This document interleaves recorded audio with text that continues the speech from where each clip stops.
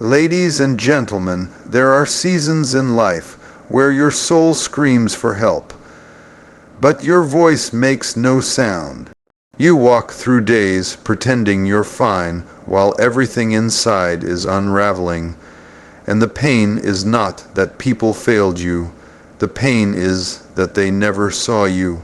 They never noticed the weight you carried, the silent battles you fought, the nights you laid in bed, staring at the ceiling with tears running down the sides of your face. You smiled at the world while your heart was shattering. You showed up strong when you felt completely broken. And the hardest part wasn't the breaking, it was the invisibility. But even when the room was empty, even when no one called, even when no one asked if you were okay, God was watching. He saw you when you couldn't form the words. He read the prayers that never left your lips. He sat with you in the silence. When you had no strength to explain yourself, He already understood. You didn't have to pretend with Him. You didn't have to wear a mask. He saw you raw. He saw you real, and He loved you right there. People will see your outside and assume your inside matches, but only the Creator can see beyond the surface. Only the one who formed your soul can see its cracks. And in those cracks, He doesn't withdraw. He draws near. The world may applaud your highlight reel, but He honors your hidden healing. While others are distracted by noise, fame, and followers, He pays attention to your silent faithfulness, your quiet obedience, your choice to get up every morning, even when it felt like you had nothing left to give. You didn't go unnoticed. You were never alone. The God who sees in secret was right there with you. He saw you forgive when it hurt. He saw you love when it wasn't returned. He saw you give when it was all you had left. And though the world may never understand the depth of your journey, He kept record of every step, every tear, every sigh too deep for words. Don't let the silence fool you. Don't let the absence of applause convince you that your fight wasn't seen. The reward does not come from man. The validation does not come from the crowd. It comes from the one who watched you hold on when letting go would have been easier. It comes from the one who knows your name, your story, your scars, and still calls you chosen. So walk with your head held high, not because everyone sees your strength, but because you know He saw your weakness and loved you through it. He saw your faith when it was faint. He saw your courage when it was quiet. He saw you, and that changes everything. There's a mystery in the making of a person. What looks like suffering on the surface is often the soil where purpose is planted. When you go through things that shake your very soul, when life pulls you into places you never asked to go, it's hard to see the beauty in the breaking. But there's something sacred about pain that no one else sees. Because what you endured behind closed doors, what you battled when nobody clapped, what you survived in silence, God was using all of it to shape something eternal. See, pain has a purpose, but it rarely looks like it when you're in it. It's uncomfortable, it's ugly. It feels unfair. And when you're sitting in the dark, bleeding from wounds that words can't explain, you start to wonder if anything good could ever come from it. But it's in those places that something supernatural is taking place. Something is being developed in you that can't be taught in comfort. Strength is being forged. Compassion is being born. Vision is being refined. What tried to bury you is actually planting you. Nobody brags about the process because it doesn't feel like progress. It feels like loss. It feels like rejection.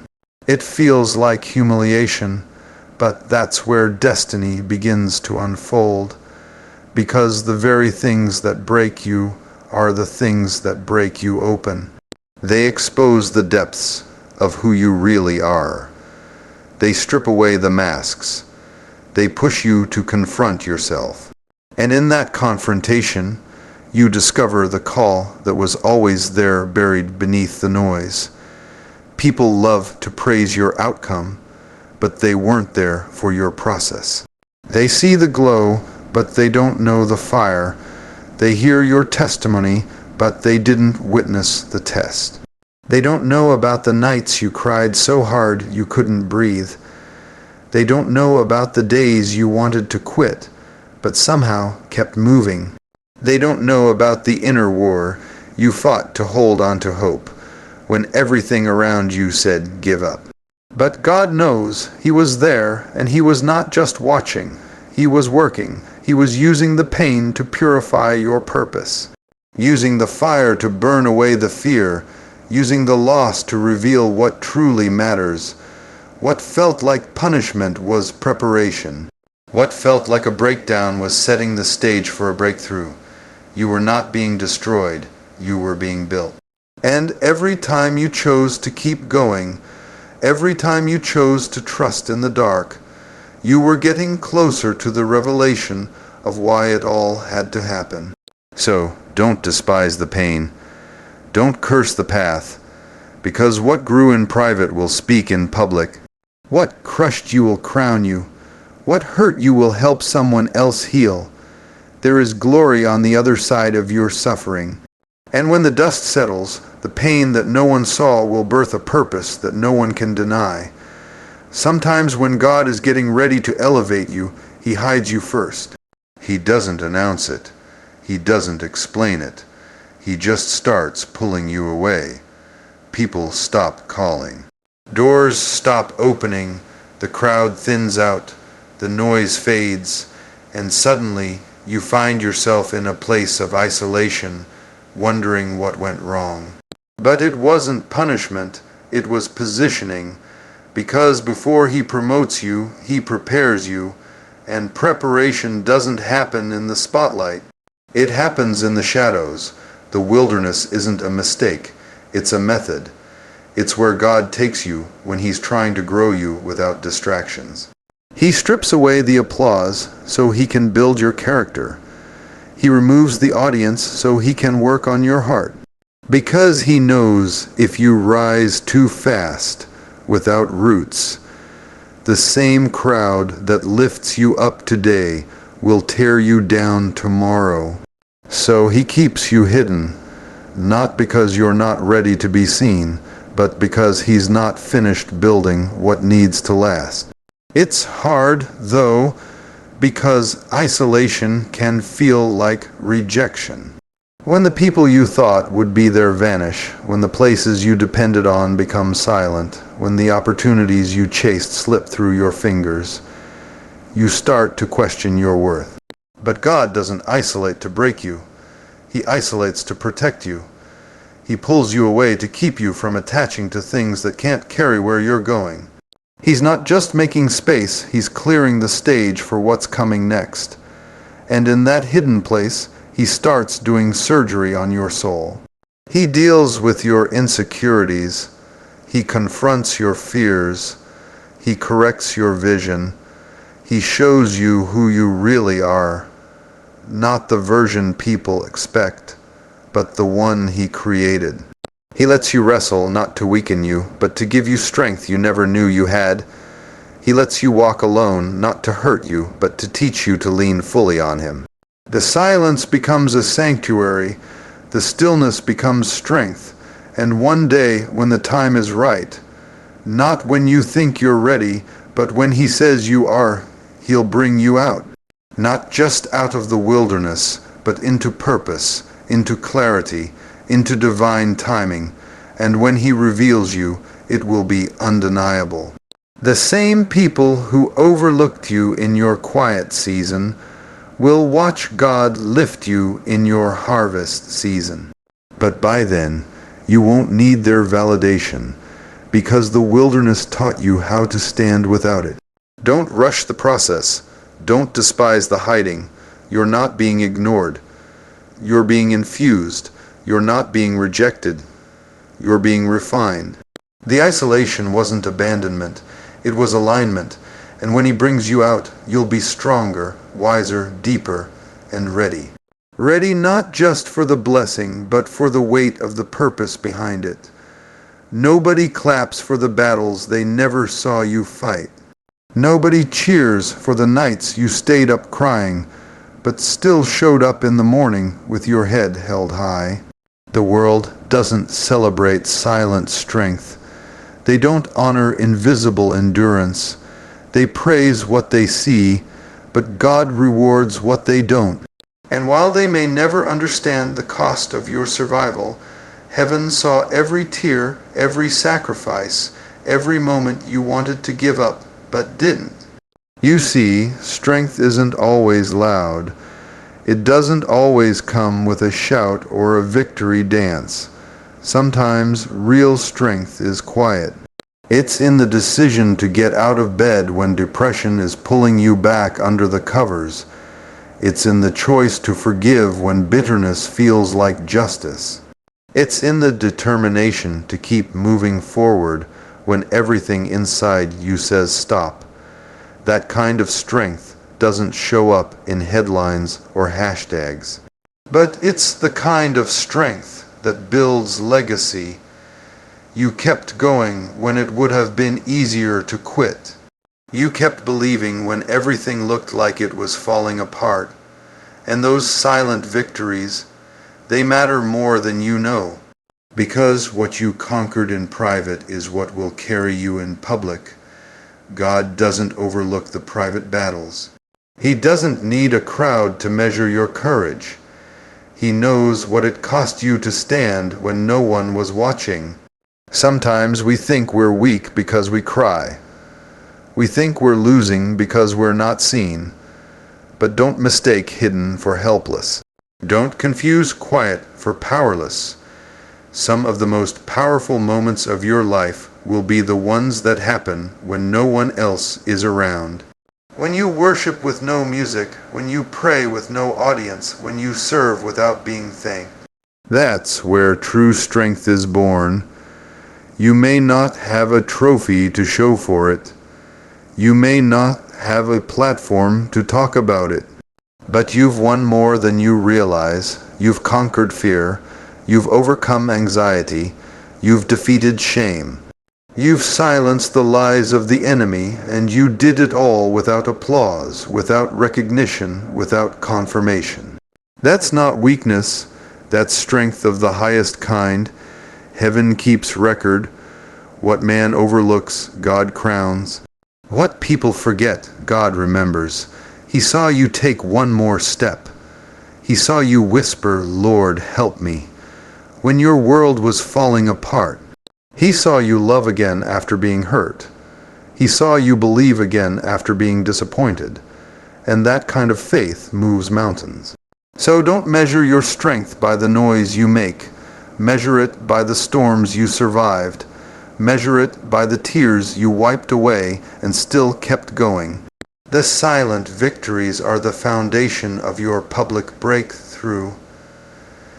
And when God brings you into your next season, it won't be because of who saw you, but because of how you stood when no one did. There's a weight that comes with waiting, a heaviness in knowing what's been promised, but not yet seeing it fulfilled. You look around and see others being promoted, elevated, celebrated, and you start to wonder, what about me? You did everything you were supposed to do. You were faithful, you were consistent, you stayed in position, but nothing moved, nothing changed. And in those moments, it's easy to think you've been forgotten. But just because it hasn't happened yet doesn't mean it won't happen. It just means the timing isn't yours to control. You see, when man doesn't move, we get frustrated.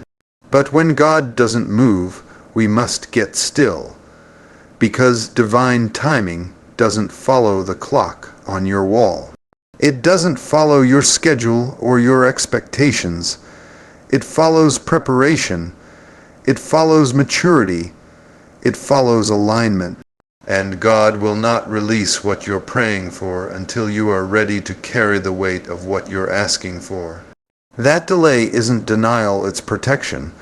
We live in a world that teaches fast, now immediate, but purpose takes time. Real, lasting purpose takes being developed in the dark. It takes being broken, reshaped, and rebuilt. And that doesn't happen overnight. You're not just waiting on God. Sometimes God is waiting on you. Waiting on your character to catch up with your calling. Waiting on your obedience to match your desire. Waiting on your faith to stop being conditional. And it's in the waiting that the enemy whispers. He tells you that if it was really for you, it would have happened by now. He tells you that you missed your chance, that you're too late, too old, too broken. But the devil is a liar.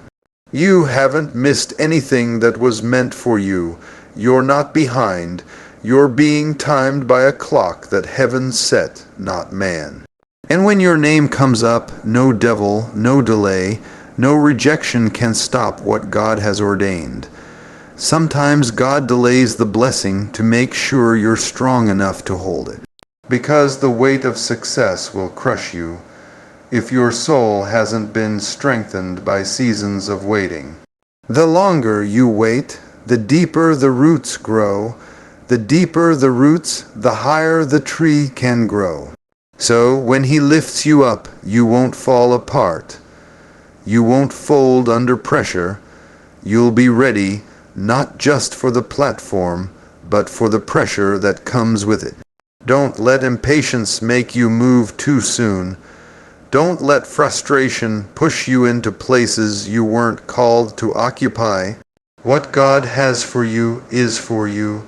It won't pass you by. It won't be given to someone else. Trust the process.